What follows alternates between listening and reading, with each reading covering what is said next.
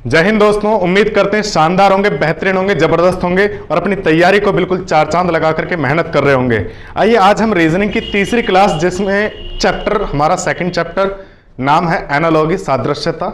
इसमें हम इसको थोड़ा सा बारीकी से समझेंगे, लेकिन इतना छोटा सा कॉन्सेप्ट हमें माइंड में रखना है कि इसको कभी भी हम इसमें एक रूल्स के बेस पर हम इसको ब्रेक नहीं कर सकते, कोई नियम नहीं लगा सकते, कोई एक सटीक नियम नहीं बना सकते इसका कि भैया इस नियम के पैटर्न पे ये काम करेगा। कभी कर ही नहीं सकते, क्योंकि पता नहीं कौन सी चीज कहां से उठा करके कैसे पूछ ले, क्या उसमें गणित लगा दे, क्या साइंस लगा दे, हमें कोई पता नहीं क्या करना है क्या नहीं करना है। तो बस इसमें काम क्या करना है आपको कि अपना दिमाग जो है, जो 1330 ग्राम का होता है, उसको अपने बिल्कुल ओपन करके बैठना है, ठीक है ना।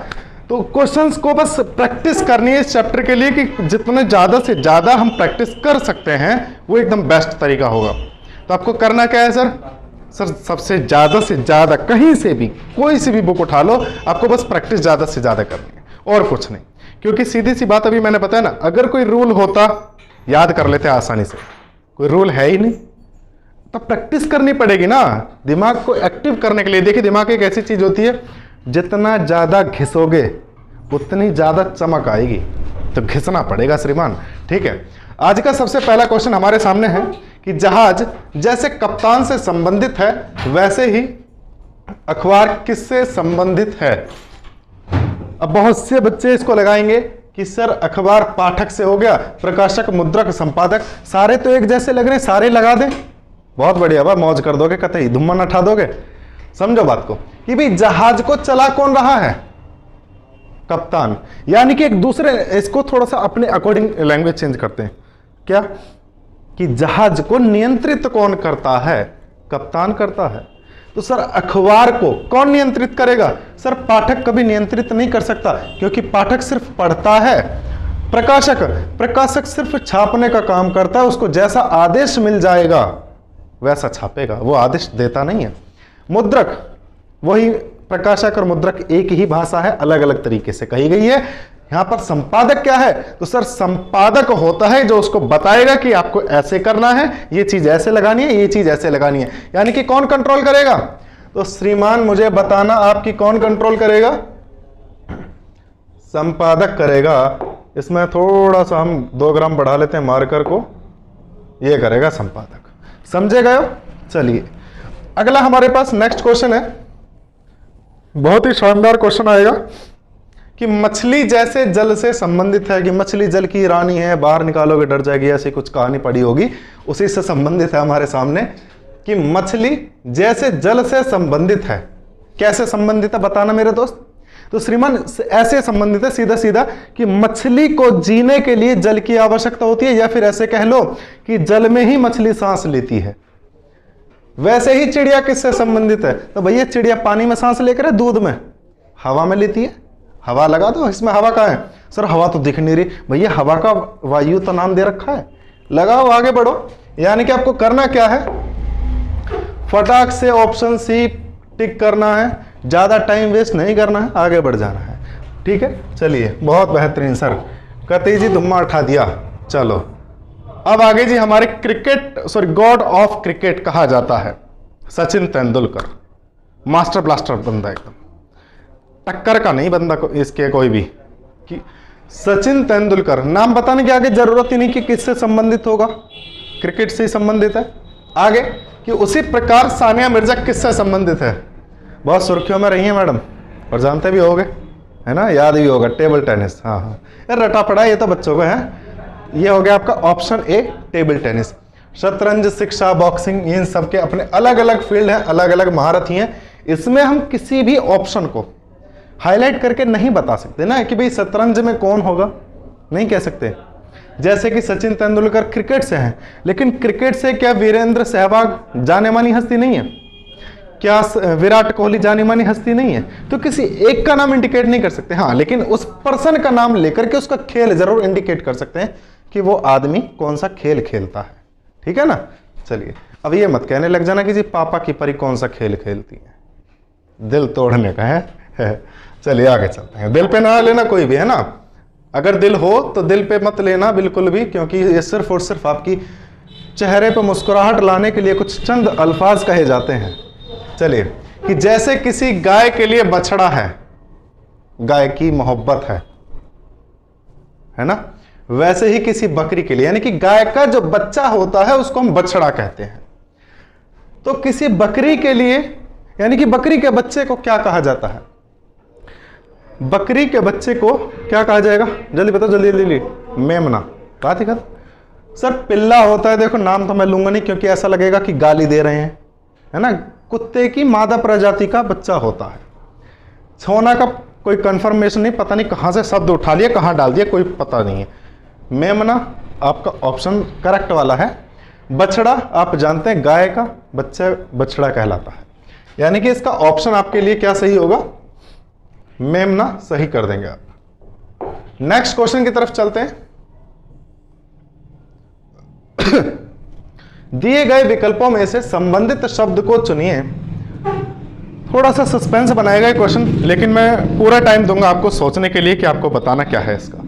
नदी, धारा, बहती नदी की धारा पर मुझे अपना नाम बहाना है ना। महासागर से क्या आएगा? जैसे कि नदी में धारा बनती है, जो नदी बहती है उसमें धारा चलती है, तो सर महासागर में जो जल प्रवाहित होता है उसको हम क्या नाम देते हैं? तो वहां पे उसका नाम देते हैं प्रवाह, ये नाम होता है। ठीक है जी साहब।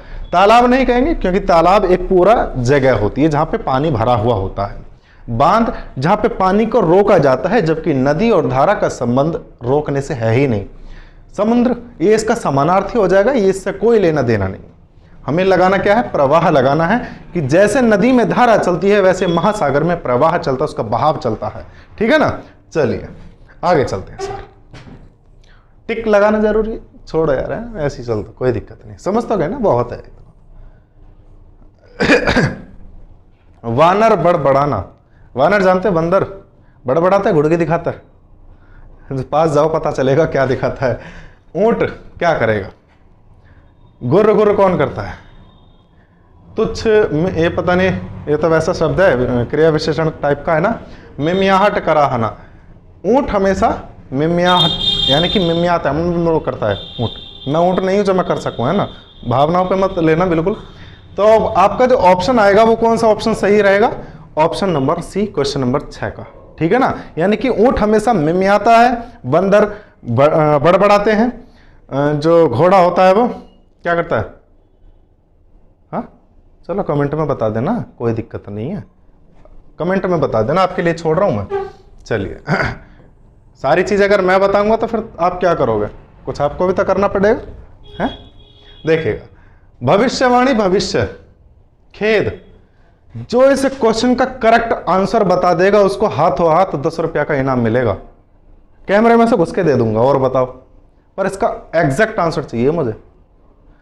बहुत से बच्चे क्या करेंगे कि जी भविष्यवाणी भविष्य है तो खेद है, तो अपराध होता है, अपराध होगा तभी तो खेद होगा।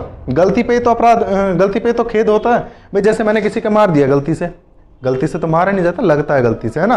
और मैं उसको बोल दूं कि भैया सॉरी, तो क्या हो गया? अपराध हो गया। अपराध के लिए सॉरी बोला है ना, ये गलती मत कर देना, यहाँ पे ये वाला अपराध मत कर देना आप। भविष्यवाणी हमेशा भविष्य के बारे में बताता है, तो खेद जो होता है, सॉरी जो होता है, वो उन चीजों के लिए होता है जो पास्ट में हो चुकी हैं। आगे आने वाली चीजों के बारे में हम सॉरी नहीं बोलते। ऐसे नहीं कहेंगे भाई मैं पहली सॉरी बोल दे रहा हूं, बाद में तेरा थप्पड़ मारने वाला हूं, हो सके उससे पहले वो काम ही कर दे अगला आदमी, है ना। तो ये पास्ट के बारे में बताता है खेद जो होता है। यानी कि आपका ऑप्शन जो रहेगा ना, ऑप्शन आपका ए वाला सही रहेगा कि पास्ट के बारे में खेद होता है और भविष्य के बारे में भविष्यवाणी होती है। समझे गए हो तुम्हें कि नहीं? पल्ले पड़ गए हो ना? बहुत अच्छी बात है सर, कतई जी मौज ही कर दी। चलो आगे चलते हैं। अब बात करते हैं विरोधी और शत्रु। सर जो मेरा विरोध करेगा वो मेरा दुश्मन भी होगा। ऐसा तो है नहीं कि जी मोहब्बत करने वाला विरोध करेगा। मोहब्बत करने वाला तो दिन को भी रात कह दे, हम अगर कह देते हैं। हाँ, तो यानी कि क्या है सर, समानार्थी बन रहा है। विरोधी का समानार्थी शत्रु हो गया, तो विपत्ति का समानार्थी आपको दिख भी रहा होगा। मित्र तो हो नहीं सकता, प्रेम हो नहीं सकता, नहीं प्रेम हो सकता किसी से भी बशर्ते, हाँ बस आगे नहीं। विपत्ति और सक्रिय हो ही नहीं सकता, कठिनाई हो सकती है सर। विपत्ति का ऑप्शन आपका डी सही रहेगा कि नहीं, पक्का रहेगा, लॉक कर दिया जाए, कर दिया, चलो हमने लगा देते हैं जी लॉक, खुश, चलो आगे चलते हैं। ऊष्मा की बारी आ रही है कि ऊष्मा का मात्रक होता है कैलोरी, ये फिजिक्स में होता है ना, इसीलिए बचपन में कहा जाता था भैया फिजिक्स पढ़ लो, देखो यहां भी आ गई, ये कहीं पीछा ना छोड़ती। ऊष्मा का मात्रक होता है कैलोरी, तो ध्वनि का मात्रक क्या होगा, यानी कि ध्वनि को किस में मापा जाता है, तो मैं आपको बता देता हूं सारे ऑप्शन के लेकर के। वाट जो होता है वो शक्ति का यानी कि पावर का मात्रक होता है, जूल जो होता है वो कार्य यानी कि वर्क का मात्रक होता है, रिएक्टर जो होता है ये पूरा नहीं लिखा गया, रिएक्टर स्केल होता है जो कि हमारा भूकंप को मापने का कार्य करता है, डेसिबल होता है जो ध्वनि को साउंड को मापता है, जैसे कि हम कहें कि 10 डेसिबल 4 डेसिबल इस तरीके से। अगर मैं बात करूं तो इंसानी जो क्षमता होती है सुनने की वो 20 से लेकर के 100 डेसिबल के आसपास तक हम सुन सकते हैं, उसके बाद हमारा जो है कानों में दिक्कत होने लगती है, हो सकता है हम बहरे भी हो जाए, ठीक है ना। चलिए, यानी कि इसका जो ऑप्शन होगा वो ऑप्शन डी सही होगा, ठीक है ना। चलिए आगे चलते हैं। रंग लालू, देखो कबाड़ का कबाड़ा कर दिया है, लाल होता है यहाँ पे लालू कर दिया, हो सकता है कि लालू यादव ज्यादा क्लोज रहे हों, है ना, मोहब्बत ज्यादा हो जाती है ना, कभी कभी तो हर जगह वही चीज दिखती है। तो रंग है लाल, यानी कि उल्टा चलना है यहाँ पे थोड़ा सा कि सर लाल है तो वो रंग की श्रेणी में आता है, ठीक, तो किसकी श्रेणी में भाषा आएगा, यानी कि इनमें से कौन सा है जो भाषा है, बताओ। व्याकरण भाषा नहीं होती है, समझ लेना, व्याकरण कभी भी भाषा नहीं होती है। व्याकरण जो होती है नियमों का संग्रह होती है जो किसी भाषा को समझने के लिए काम आते हैं। रिपीट कर रहा हूं कि व्याकरण उस संग्रह को कहा जाता है, उस नियम के संग्रह को कहा जाता है जो किसी भाषा को समझने में काम आता है। जैसे कि हम बात करें अंग्रेजी, इंग्लिश ग्रामर, तो इंग्लिश ग्रामर में हम क्या सीखते हैं, सेंटेंस बनाना, टेंस बनाना, है ना, नरेशन, पैसिव, एक्टिव, ये दुनिया भर की चीजें, यानी कि हमने क्या सीखा है पे, उस लैंग्वेज को बोलना कैसे है, उनके लॉ, उनके नियम, रूल क्या क्या है, वो उनका कलेक्शन होता है व्याकरण। अंग्रेजी भाषा है, सीधी सी बात है। भाषा संबंधी आप समझ गए, शुद्ध हिंदी इसमें क्या ही बताऊं। इतिहास कोई भाषा नहीं होती है, ये हमारे सभी आपका हमारा अतीत होता है, पास्ट होता है। हिस्ट्री कहते हैं ना कि हम तेरा भाई इतिहास बनाएगा, वही वाला। तो यानी कि आपका ऑप्शन कौन सा सही होगा कि भाषा कौन सी है इनमें से, तो ऑप्शन बी यानी कि अंग्रेजी भाषा है, ठीक है ना। चलिए मैं एक बार टिक कर देता हूं ताकि आपको कंफर्मेशन है जाए, है? चलिए, छत्ता मधुमक्खी, समझ रहे हो बात को, छत्ता का मतलब वही वाला छत्ता जो मधुमक्खी में एक ईंट मारे तो 100 की 100 हमारे पीछे भाग जा, घर तक ना छोड़ा पीछे वे, और सारे हमारा जो अगर वजन हो ना 10 किलो तो 12 किलो बना दें वे, सो जाकर चारों ओर से सो जा देंगे, वही वाला छत्ता। यानी कि छत्ता मधुमक्खी, छत्ता जो होता है वो घर होता है मधुमक्खियों का, समझना, थोड़ा सा हमें लैंग्वेज बनानी है और कुछ नहीं करना, कि छत्ता घर होता है मधुमक्खी का। तो ऊंचा नीड किसका घर होता है, तो मेरे दोस्त ऊंचा नीड जो होता है बाज, चील, गरुड़, इन तीनों का जो घर होता है वो ऊंचा नीड होता है, जो कि बहुत ऊंचे पेड़ पर एक बड़ा सा ऐसे करके बनाया जाता है, और एक खुद बनाते हैं, कोई इंजीनियर नहीं आता बनाने के लिए, है ना। चिड़िया का भी नहीं होता, चिड़िया का घोंसला होता है, तोते का, इनका भी, कबूतर का हम तुम वाल क्या करते हैं कि घरों में छोटा सा वो डाल देते हैं टोकरी वगैरह सी, उसी में वो घास फूस करके उसमें रहने लगते हैं। गरुड़ जो होता है, यानी कि अभी मैंने बताया ना, चील, बाज और गरुड़, इन तीनों का ऊंचा नीड कहते हैं जिसको हम, वो घर होता है घोंसला बड़ा वाला, ठीक है। चलें नेक्स्ट, यानी कि आपका ऑप्शन कौन सा होगा सही, ऑप्शन डी सही होगा। चलिए आगे चलते हैं, थोड़ा सा इसके बारे में भी हम डिस्कस कर लेते हैं कि जीवाश्म विज्ञान, तो जीवाश्म विज्ञान के अंदर हम जीवाश्म के बारे में पढ़ते हैं, फॉसिल्स के बारे में पढ़ते हैं। कपाल विज्ञान, तो देखो कपाल का मतलब क्या होता है, कपाल का मतलब क्या होता है, कपाल का मतलब होता है ये जो खोपड़ा होता है, पूरे जो गर्दन के ऊपर का जो भी हिस्सा है उसको हड्डी के रूप में अगर हम देखें तो जैसे भूत का चेहरा दिखाई देता ना, उसी को हम क्या कहते हैं, कपाल। ठीक है, तो कपाल विज्ञान में हम किसके बारे में पढ़ेंगे, खोपड़िया के बारे में पढ़ेंगे भैया, खोपड़िया के, खोपड़े के बारे में। ठीक है ना, चलिए आगे चलते हैं। सर ऑप्शन यानी कि आपका कौन सा सही होगा, 12 का सी सही होगा। आगे चलते हैं।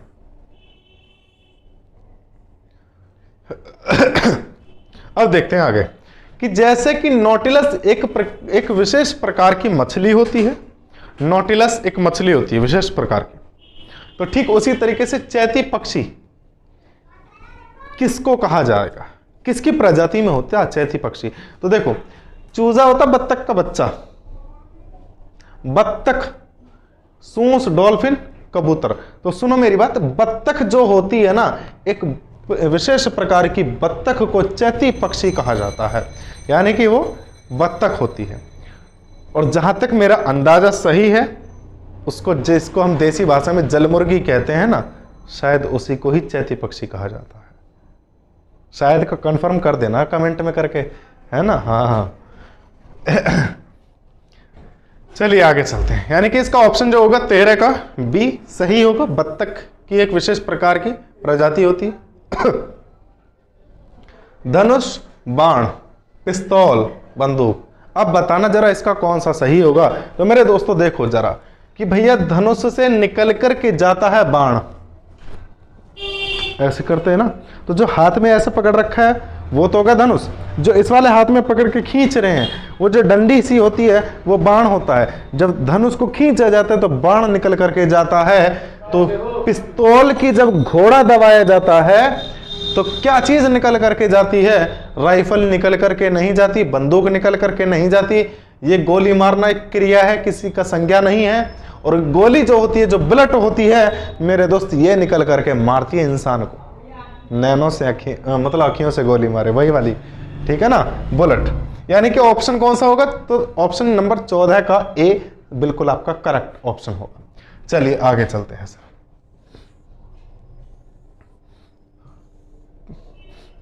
पोशाक दर्जी, पोशाक को बनाता कौन है, दर्जी। ठीक है, तो बढ़ई किस चीज को बनाता है। अब बहुत से बच्चे, मेरे दोस्त, मेरे साथी एक छोटी सी गड़बड़ी करेंगे, और वो गड़बड़ी क्या होती है, जल्दबाजी में होगी। देखिए जानता हर कोई है, लेकिन जल्दबाजी में थोड़ी बहुत गड़बड़ियां हो जाती हैं, लकड़ी लगा देंगे। गलत है भाई, कि बढ़ई कभी भी लकड़ी नहीं बनाता भैया। लकड़ी तो कुदरती देन है, बीज से ही तो बनती है। बढ़ई क्या करता है सर, फर्नीचर बनाता है। उसी लकड़ी को काट कर, पीट कर, ना पीटता तो ना फट जाएगी वो लकड़ी, काट कर, जोड़ कर, चौबे ठोक करके उसको फर्नीचर का आकार देता है। यानी कि बढ़ई क्या करता है, फर्नीचर बनाता है। समझ गए, बहुत बेहतरीन। तो ऑप्शन आपका सी सही होगा, यानी कि क्वेश्चन नंबर 15 का ऑप्शन सी बिल्कुल सही होगा और करेक्ट होगा। चलिए आगे चलते हैं। जैसे कि महाराष्ट्र भारत का एक राज्य होता है, ठीक वैसे ही टेक्सास किसका राज्य है। तो टेक्सास ना तो मैक्सिको का राज्य है, ना कनाडा का है, ना ब्राजील का है, अमेरिका का होता है, लेकिन अमेरिका का है नाम नहीं है। तो क्या करेंगे भैया, ये जो चीज लिखी है ना, USA, United states of America, इसी को ही कहा जाता है, अमेरिका कहते हैं देसी भाषा में, अमेरिका। तो वही ऑप्शन आपका 16 का डी सही होगा। कोई दिक्कत, पक्की बात है ना, देख लो। चलो आगे चलते हैं। यानी कि 16 का ऑप्शन नंबर डी सही होगा। अब क्वेश्चन नंबर 17 की तरफ आगे चलते हैं कि मतली उबकाई, बड़े अजीब अजीब से नाम आगे, पता नहीं क्या क्या है, मतली और उबकाई। जैसे कहते हैं ना जी, मतलब अजीब अजीब सा हो रहा, उबकाई सी आ रही है, मतली मतलब कहते हैं ना घबराहट सी हो रही है, अजीब अजीब सा, उल्टी कैसा जी हो रहा, वही कुछ कुछ उबकाई और मतली, है ना। जलना, यानी कि एक चीज देखो, मतली और उबकाई एक ही चीज होते हैं। तो इसमें क्या करेंगे, तो श्रीमान यहां पे ये समानार्थी शब्द हो गए, जिसको पर्यायवाची कहते थे। तो क्या जलने का पर्यायवाची झुलसना नहीं होगा, बताओ भाई। ताजा तो पर्यायवाची नहीं है, समझना वो भी पर्यायवाची नहीं है, और गीला ये भी पर्यायवाची नहीं है। तो क्या होगा, झुलसना इसका सही पर्यायवाची होगा। ठीक है, यानी कि ऑप्शन क्वेश्चन नंबर 7 का ऑप्शन नंबर सी बिल्कुल सही होगा। धर्राटे काट देना एकदम कैडे करके। चले आगे, चलो। हृदय का होता है कार्डियोलॉजिस्ट। अब यहां थोड़ा सा समझना पड़ेगा, थोड़ी सी हमें ये वाली साइंस भी पढ़नी पड़ेगी।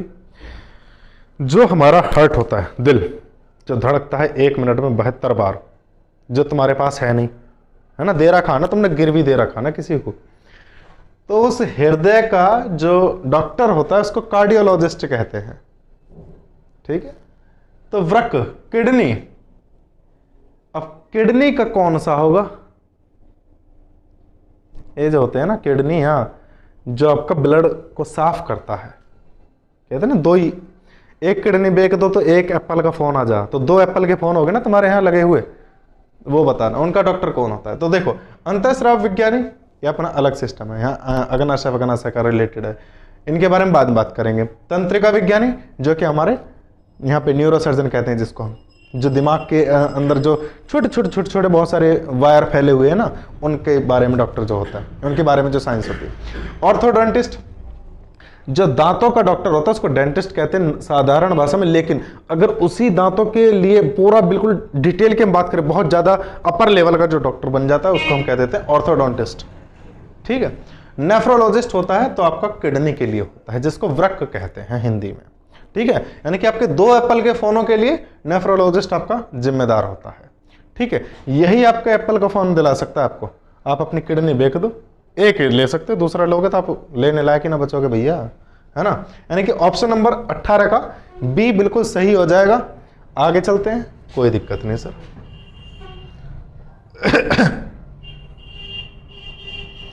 बहुत आसान, बहुत सीधा, बहुत साधारण सा प्रश्न है आपके साथ, बहुत ही साधारण सा। और वो प्रश्न क्या है कि समाचार पत्र को यूज कौन करता है, उपभोग में कौन लेकर आता है? पाठक, रीडर। रोटी को कौन उपभोग में लेकर आएगा? तो भैया रोटी गेहूं से बनती है, उपभोग में लाई नहीं जाती गेहूं के द्वारा। खरीदार, खरीदार खरीदता है, उसको उपयोग में नहीं लाता। बेकर, भैया बेकर का तो मतलब होता है कि क्या, कि वो ब्रेड बनाने, ये बनाने। लेकिन रोटी कौन यूज करेगा? उपभोक्ता यूज करेगा। उपभोग करने वाले को उपभोक्ता कहते हैं, उपभोक्ता यूज करेगा उसको। ठीक है, ऑप्शन नंबर आपका 19 का, क्वेश्चन नंबर 19 का ऑप्शन डी सही होगा। मौज कर देना एकदम। ठीक है जी, चलिए आगे चलते हैं। एक कहावत सुनी होगी कि जग कैसा मौसा है, कि जग हमेशा वैसा दिखाई देता जैसे हम होते हैं। आज तो कलयुग है, अब तो खैर बहुत सारी चीजें अलग अलग हैं, है ना। लेकिन आशावादी के क्वेश्चन ये जो है, आशावादी और ये निराशावादी, इसी तर्ज पे थोड़ा सा संबंधित है। जो लोग आशावादी होते हैं वो हमेशा किसी ना किसी चीज में पॉजिटिव चीजें ढूंढ लेते हैं, हर चीज में पॉजिटिव चीजें ढूंढ लेते हैं ताकि वो खुश रह सके। यानी कि आशावादी लोग कैसे होते हैं? प्रसन्न होते हैं। और जो निराशावादी होते हैं वो हर अच्छी चीज में भी बुरी ढूंढ लेते हैं, बुराई ढूंढते हैं ताकि वो उदास रह सकें। बस दोस्त ये बताते हैं कि यार ये हो गया, मैं नहीं तो ये कर लेता, ऐसा ना होता तो मैं वैसा कर लेता, अगर ये ना होता ना तो मैं बहुत कुछ कर लेता, मैं अगर ये ना होता तो मैं ऐसा कर लेता। भाई ये निराशावादी लोग होते हैं। तो निराशावादी लोग हमेशा देख लेना उदास मिलेंगे, लटका चेहरा, बिल्कुल ही मुरझाए हुए, भाई कुछ ना हो पाए। अरे भैया वो आशावादी बनो यार, प्रसन्न रहो, खुद भी खुश रहो और दूसरों को भी रखो। यानी कि ऑप्शन नंबर 20 का बी। लेकिन पेपर में नहीं बताना दूसरों को, ध्यान रखना, कभी दूसरों का भला करो और अपने खुद जेल में चक्की पीसो। अब देखो, धन होता है भैया जिसके पीछे आजकल दुनिया बावली है, हम भी बावले, सीधी सी बात है, हम दुनिया से अलग थोड़ी है। धन का दुरुपयोग होता है। लेखन का दुरुपयोग अगर करा जाएगा तो वो किस भाषा में कैसे कहा जाएगा? तो भैया सुनो मेरी बात, लेखन का दुरुपयोग अशुद्धि नहीं, लेखन में करते समय हो सकती है अशुद्धि लेकिन लेखन का अशुद्धि नहीं हो सकती। धोखा नहीं सर, साहित्यिक चोरी हो सकती है। लेखन की साहित्यिक चोरी हो सकती है, जैसे कि भैया मैंने आज कोई शायरी लिख ली अपने नाम से, कोई दिक्कत नहीं, अब किसी ने वो चुरा के अपना नाम दे दिया कि जी मैंने लिखी है, हो गई साहित्यिक चोरी। मेरे लेखन का गलत इस्तेमाल कर लिया उसने, यही होता साहित्यिक चोरी। ठीक है ना, मैं उस पर केस भी कर सकता हूं। चलिए आगे चलते हैं। अब आते हैं क्वेश्चन 22। भेड़ मटन बटन मत पढ़ लेना, मटन है वो। देखिएगा यहां पे कॉन्सेप्ट क्या है थोड़ा सा, कि बकरी और भेड़ दोनों के मांस को, मीट को मटन कहा जाता है। हिरण के मांस को क्या कहा जाएगा, ऑप्शंस में से ढूंढना है। तो सबसे पहली चीज देखो, मीट जो होता है वो मांस को ही कहा जाता है ना। फ्लैश जो होता है वो भी मांस को कहा जाता है। और ये जो वेनिजन होता है, वेनिजन हिरण के मांस को ही कहा जाता है। वेनिजन हिरण के मांस को ही कहा जाता है। अच्छा, गाय भैंस के मांस को क्या कहा जाएगा फिर, तो गाय भैंस के मांस को बीफ कहा जाता है, बीफ। अच्छा, सुअर के मांस को क्या कहा जाएगा, पोर्क करके कहा जाता है, पोर्क, PORK, पोर्क, सुअर के मांस को कहा जाता है। ठीक है ना। चलिए आगे चलते हैं, यानी कि इसका सही ऑप्शन कौन सा होगा, क्वेश्चन नंबर 22 का ऑप्शन डी। आंख खोल के लगा ना, बंद करके लगाओगे तब कहीं और लग जाएगा, है ना, ये लगा देना। चलिए आगे चलते हैं। अब बारी आती है टैडपोल, कैटरपिलर, तितली है। देखो जब पहले क्वेश्चन मार्क दे दिया तो यहां चल लेते। कैटरपिलर तितली से कुछ एक रिलेशन रखती है कि जी हाँ रखती है। क्या रखती है कि सर जब तितली का बच्चा पैदा होता है या बनता है उस टाइम पर उसको कैटरपिलर कहा जाता है, कोई दिक्कत नहीं। क्या करेंगे, तो सर टैडपोल किसके बच्चे को कहा जाता है, तो श्रीमान टैडपोल कहा जाता है मेंढक के बच्चे को, जो कि ऑप्शन आपका बी है। अब आप कहोगे जी मछली के बच्चे को, भैया मछली सीधा बच्चा ही देती है, वो प्रोसेस ना आप बनाती कि जी पहले वो ये बनेगा फिर वो बनेगा, प्यूपा ये फलाना ढिकाना कैटरपिलर, वो ऐसा नहीं करती, वो सीधा बच्चा देगी। कौवा अंडा देता है, बात ही खत्म। हंस भी भैया अंडा ही देता है या बच्चा देगा, कमेंट में बता दो तो फिर ठीक है। कुछ चीजें तुम्हारे लिए छोड़ता हूं जानबूझ करके, सारा मैं बताऊंगा तो तुम क्या करोगे, थोड़ा बहुत तुम्हें भी तो करना पड़ेगा ना। हाँ ऑप्शन इसका यानी कि क्वेश्चन नंबर 23 का ऑप्शन बी सही है। आगे चलते हैं सर। अब आते थोड़ी सी वैसी रीजनिंग। अब मुझे एक बात बताओ जरा कि अभी से पहले आपने, अभी तक क्वेश्चन हमने 23 क्वेश्चन कर लिए, क्या एक भी क्वेश्चन में आपने कोई भी एक ऐसी चीज देखी कि जहां पे हम कह सकें कि सर यहां पे हमने ये वाले रूल के अकॉर्डिंग करे, हमने ये नियम लगाया तब कहीं जाकर के हमारा आंसर आया, लगा क्या, नहीं। रीजनिंग खुद ये कहती है कि भैया मुझे आप किसी एक नियम, 2 नियम, 10 नियम, 1000 नियम में बांध करके नहीं रख सकते। ये तो ये है कि क्वेश्चन बनाने वाले के माइंड में जिस टाइम जैसे जिस भी प्रकार का कीड़ा उठ गया वो ठीक वैसे ही क्वेश्चन बना देगा। लगाते रहो दिमाग, वो तो आपके दिमाग की उपज है कि आप उसको कितना पकड़ पाते हैं। ठीक है, अब यहां पे समझते हैं।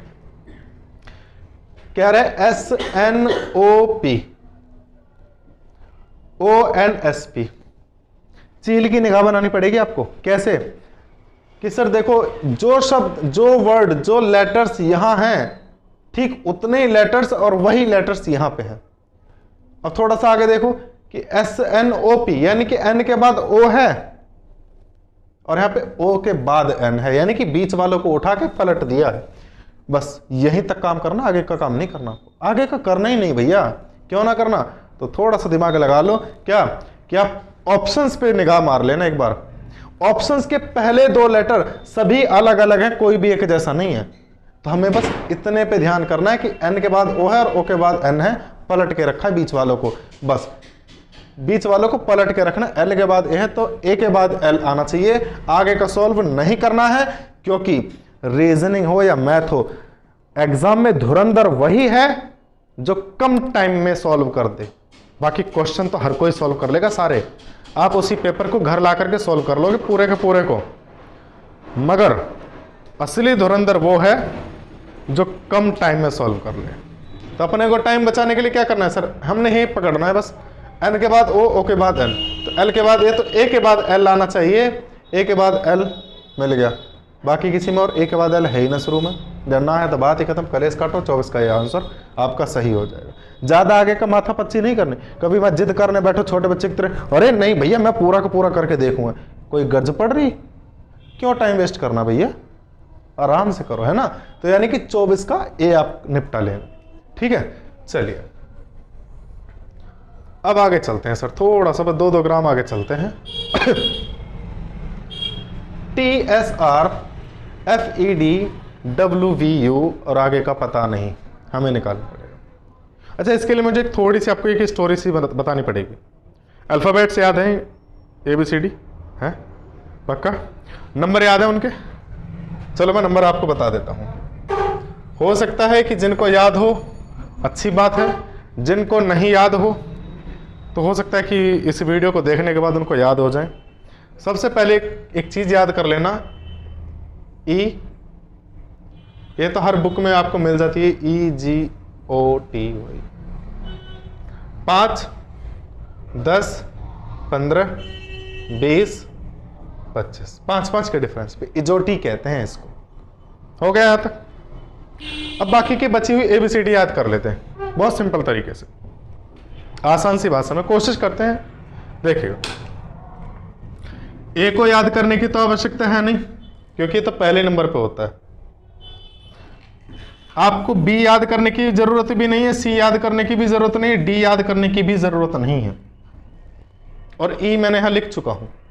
तो ये तो आपको पता ही होता है कि 1 2 3 4 यहां तक तो है ही है, कोई दिक्कत नहीं। ई मैंने वहां लिख दिया है, F G H और I। अब यहां तक देखते हैं कैसे कैसे याद करना है, समझो।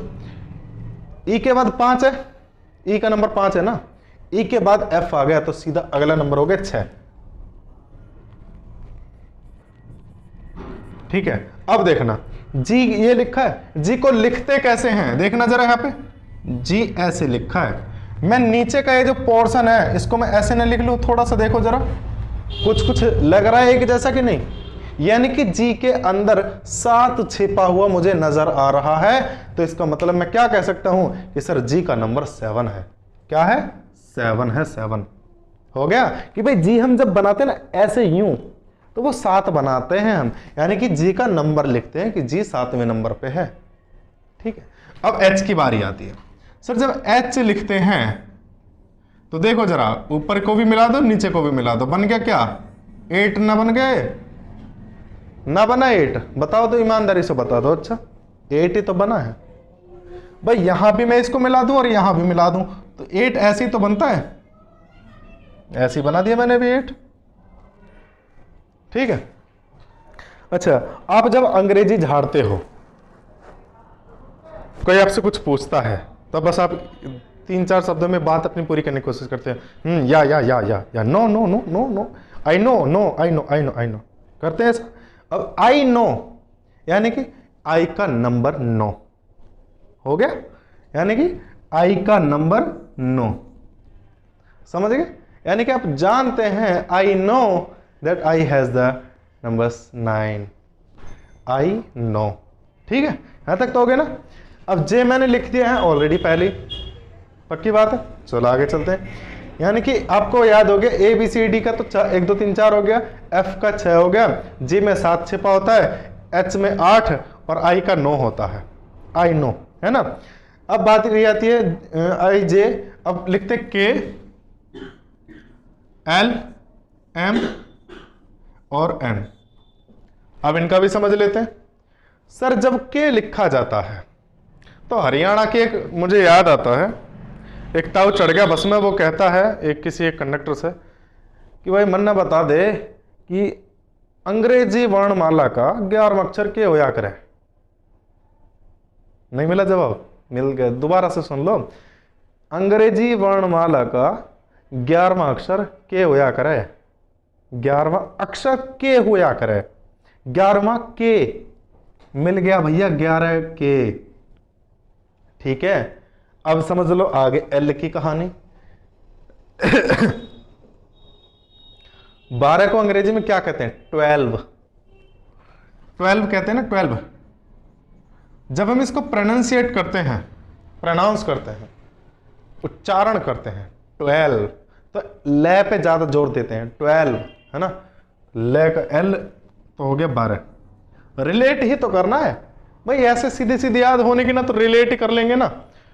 एल का हो गया 12 यानी कि 12, 12 में एल, ठीक है। अब आगे चलो, तो सर पूरी अल्फाबेट 26 लेटर होते हैं, 26 में ठीक आधा करें तो 13 और 14 आता है। एम और एन अंग्रेजी वर्णमाला के ठीक बीच वाले अक्षर होते हैं, जिनको हम कहते हैं एम एन, यानी कि 13 14, यानी कि 13 14, ये ठीक बीच का नंबर होते हैं। बन गया जी, यहां तक हमें पूरी तो नहीं, अभी आधी होगी, है ना। एम एन वो यहां पे आ चुका है।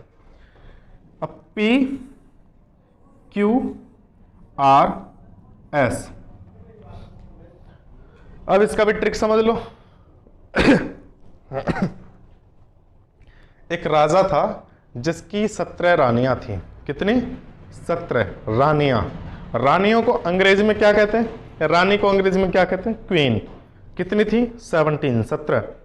क्वीन, क्वीन किससे लिखा जाता है? क्यू से, यानी कि क्यू का नंबर हो गया 17। सर आपने पी तो बताया नहीं, तो भैया पी का क्यू से पहले है, तो 17 से एक पहले कर लो, 16 हो गया। ठीक है जी, यानी कि क्यू से एक पहले है, 17 16 हो गया। अगर ऐसे याद ना हो रहा हो तो देखो ऐसे समझ लो, भैया पी ऐसे लिखा जाता है, इसको उल्टा करके लिखना तो ऐसे हो गया पी। 6 ना बनना ही कुछ कुछ, और 6 बन रहा तो भैया 16 मान लो, क्या दिक्कत आ रही है? हो गया 16। ऐसे ही है भाई, रीजनिंग का मतलब क्या? तुक्का ही तो भेड़ाने हैं, ऐसे ही हम कर रहे हैं। आर की बात करें, आर को बना लो भैया कि क्वीन से अगला है तो 18 हो गया। एस का फिर 19 हो गया। 19 को कैसे याद करें? कि भैया टी से पहले आता है, टी से पहले आता है, और टी का नंबर 20 है, तो 20 से पहले 19 आ गया, बात ही खत्म। यहां पे थोड़ा सा आपको ज्यादा फोकस देना पड़ेगा, ठीक है, कि भैया क्यू के बाद आर, तो आर का हो गया 18, टी से पहले एस, तो एस का हो गया 19। अब आगे चलते हैं, यू वी डब्ल्यू एक्स। देखो भैया सुनो, यू तो हो गया 21, जैसे कहते हैं ना आई लव यू, और 21 को थोड़ा सा संधि विच्छेद कर लो, है आई लव यू का तीसरा शब्द यू, और 21। समझ रहे हो बात को, भावनाओं को समझो। ज्यादा मैं नहीं कहूंगा डिटेल में, बस समझ लो इतना ही बहुत है। यानी कि यू का मतलब 21 हो गया, है ना। वी, एक डंडा ये हो गया, 2 डंडा ये हो गया, 2 ऐसे तो बनता है, और एक कितना है? 2 यानी कि 22। लो जी हो गया 22। बताओ है इसमें कुछ? डब्लू की बात है बस। हाँ, तो डब्लू को ऐसे समझ लो, एक पूरा डंडा ये हो गया, एक पूरा डंडा ये हो गया, अब जो नीचे ऐसे घुंटी है उसको आधा आधा, कितना हो गया? 3 हो गया, यानी कि 23 हो गया सर। एक्स में 1 2 3 4, 4 डंडा बन के बात खत्म, 24 हो गया सर। अब बचा वाई और जेड, तो इतना तो तुम जानते हो कि जेड 26 होता है, और भाई आपने पहले लिख चुके हैं, खत्म कर लिया। अब बारी आती है इस क्वेश्चन की, क्वेश्चन नंबर 25। इसे मैं अभी नहीं कराऊंगा, पहले आपका जो काम है, इन पूरी ABCD को बिल्कुल जुबान पर रट करके आपको वेट, बिल्कुल मतलब रटना है, बिल्कुल एकदम ऐसे रट लो कि सर उंगलियों पर रट जाए, बिल्कुल जैसे कहते हैं ना कि बिल्कुल रट्टू तोता। सारी ABCD कहीं से कटवा पूछ लेना, कि जैसे कटवा पहाड़े पूछे जाते थे कि क्या निम्मा 17, ये तो खैर उल्टा सीधा मैंने वैसे बोल दिया, उसको कहते हैं ना कि मतलब कहीं से भी कट करके वैसे बोल देते हैं। के चौक 12 हो गए, 3 चौक 12, क्या निम्मा 56, उल्टा सीधा ऐसे ही। तो हिसाब लगाते रहो। उनको बोलते थे कटवा पहाड़े। वही चीज है कि इनको एकदम ऐसे रट लो कि अगर मैं कहीं से भी पूछ लूँ ना, आप धड़ाक देसी बता दो कि सर ये है, लो पकड़ो, ये नंबर है इसका, ये पकड़ो। भाई इतनी मौज चाहिए मुझे, और कुछ ना चाहिए। ठीक है ना। जब इतना हो जाए तो कमेंट करके मेरे दोस्त मुझे बता जरूर देना कि सर ABCD याद हुई है कि ना हुई है। ठीक है ना। तब तक मिलते हैं फिर नेक्स्ट हमारी अपनी क्लास में। तब तक के लिए जय हिंद, जय भारत।